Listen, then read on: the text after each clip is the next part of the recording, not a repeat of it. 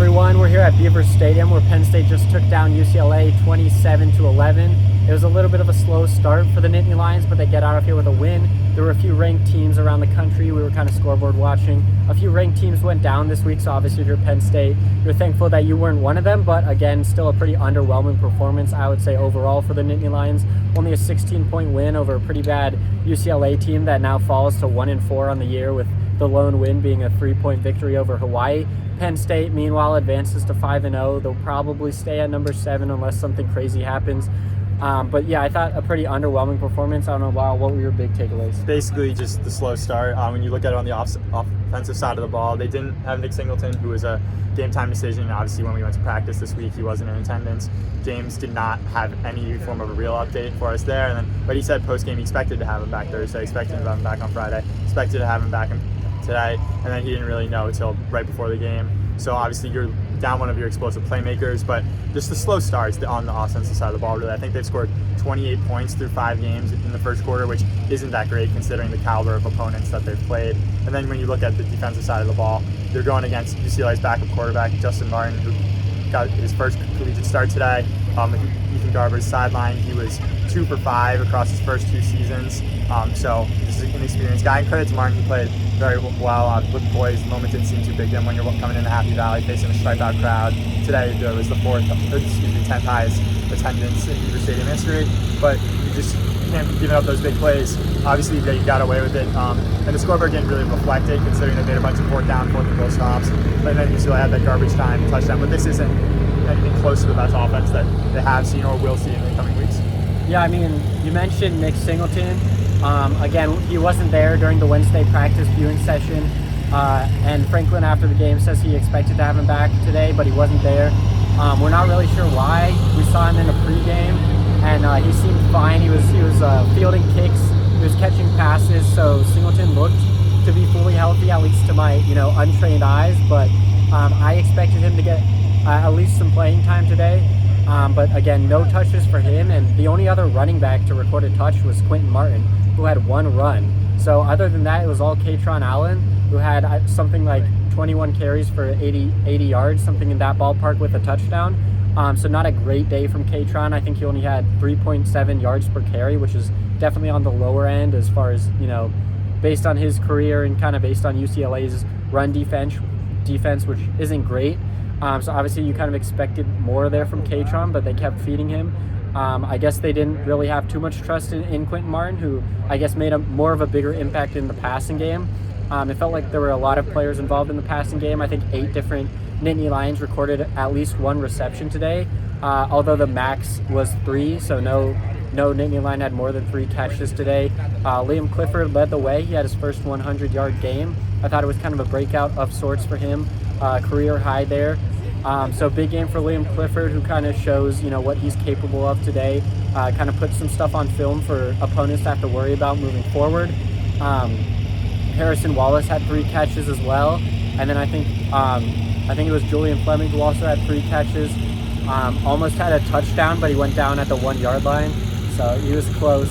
But definitely spreading the ball around. Who surprised you the most in the passing game? The passing team, I would have to say Liam Clifford. Obviously, limited receptions, just the way the ball was allocated today, with 3 for 107 and a touchdown.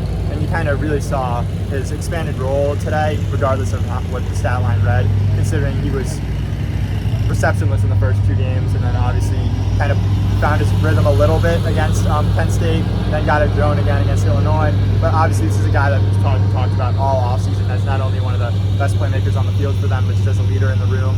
And there's some question marks considering he was not really producing, but obviously going over 100 yards for the first time in his career, coming off of a game last week where he had his first career touchdown. Not last week, excuse me, that was against Penn State. But he just overall, he's producing. But my biggest thing was that 57-yarder he had.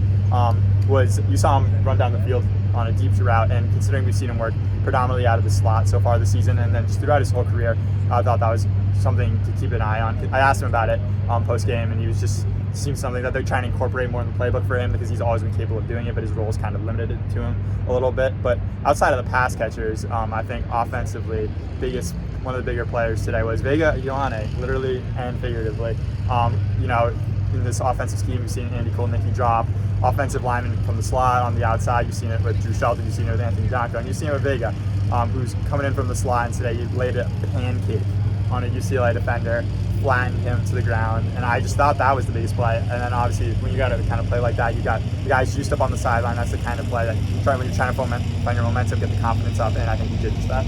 Yeah, Venga was pulling, kind of had a highlight reel pancake there. Anytime you run into a man who's 350 pounds, it's probably not going to end well for you. I mean, that's more than both of us combined, a lot more. And so obviously you'll be seeing that clip. Penn State will probably post it a few more times, add it to some highlight reels, things like that. But the offensive line, I thought, had another pretty solid day. Drew Allar passing the ball. Again, we kind of talked about it, spreading the ball out to a bunch of different guys. He didn't have a super productive day numbers-wise, but he was efficient. I think that's, what you were looking for if you're Penn State. You didn't really need him to do anything special today in order to win the game. You just wanted him to kind of protect the ball. He did have a near interception where his pass was picked off, but it was called back due to a defensive holding. So it got kind of wiped off the board. He kind of got away with one there. So he's still only at one interception on the season. But we can switch over to the defensive side. I thought they played well, especially in that second half. It felt like they kind of stepped up, made some adjustments because they came out for that first drive, gave up a long drive to UCLA, but ended up holding. Lyle talked about it a little bit earlier. That fourth down stop was pretty big on that first drive. They actually allowed a fourth down conversion earlier in the drive. But after that first drive, I thought they kind of locked it in. Again, they gave up the garbage time touchdown, but that was mostly backups on the field. By that point in time, Lyle, defensively, who stood out to you today? Big one was Deni Dennis Sutton. Obviously, he tweeted last night he's going to let the world know who Deni Dennis Sutton is, and I think he did that just today. Bunch of quarterback pressures, really disruptive, and giving that UCLA offensive line fits. I think made life tough for Justin Martin in his first game, and he's the kind of defensive end that you just don't want to see. And I think he did that. I think he's going to be feeling a couple of those hits. But other than that, Jalen Reed, I think you saw a little bit more of the prowler package today, where you had him in the box and he was getting into the backfield a little bit. I think that's just credit to Dejon Lane, because being able to take on that third safety role with Kevin Winston Jr. sideline. Obviously, he burned his red shirt today, as well as Luke Reynolds and Cooper Cousins. And then at the end of the game, you also saw Bob Torre getting some burn. Obviously, it just speaks to how deep this defensive group is, considering they've got guys that are banged up and they're still able to perform. Yeah, I had a whole tweet planned out for Deni. I was going to post his final stats after the game ended and quote tweet the tweet he made last night where he said, he talked in the third person for some reason, but said something about you'll see, what Deni Dennis Sutton can do tomorrow or something like that. And had a great first half, a couple of quarterback hits, a couple of pass breakups. He almost had a pair of fumbles on those two quarterback hits. Neither of them ended up actually being fumbles, but a huge first half and then kind of tailed off. I don't know if he even had a tackle in the second half. So my tweet kind of fell off on me there. I was going to wait for the end of the game, and then I felt like it wasn't really worth it by the end. But we can transition over to special teams. Obviously, Ryan Barker gets the start today. He was perfect on the day. He wasn't asked to do too much. The longest field goal he kicked was 40 yards. But you know what? Sahadak missed 2 40-yarders last week. So obviously Barker's off to a hotter start than Sahadak. So Barker in his college career is still perfect now. And obviously we saw a bigger sample size today. He hasn't really, shown anything in actual game action to us. So that was kind of our first time seeing him get that extended action. We saw, an extra point last week, but that was it. I thought he looked good. There weren't any, shaky kicks. It's not like he had to doink any of them in. I thought it looked like, yeah, so I think, moving forward, if you're Penn State, I think you stick with Barker, obviously, at this point. Franklin, again, after the game, was asked about the situation and what went into that decision.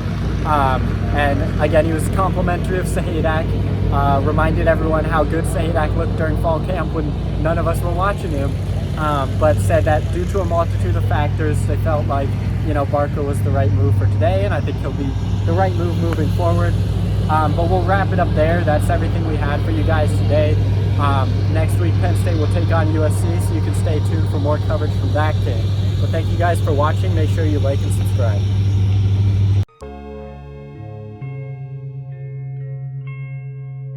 Thank you for checking out this content from Post-Gazette Sports. If you watch this video on YouTube, please like the video and subscribe to our channel. For all of the sports coverage the Post-Gazette has to offer, visit post-gazette.com.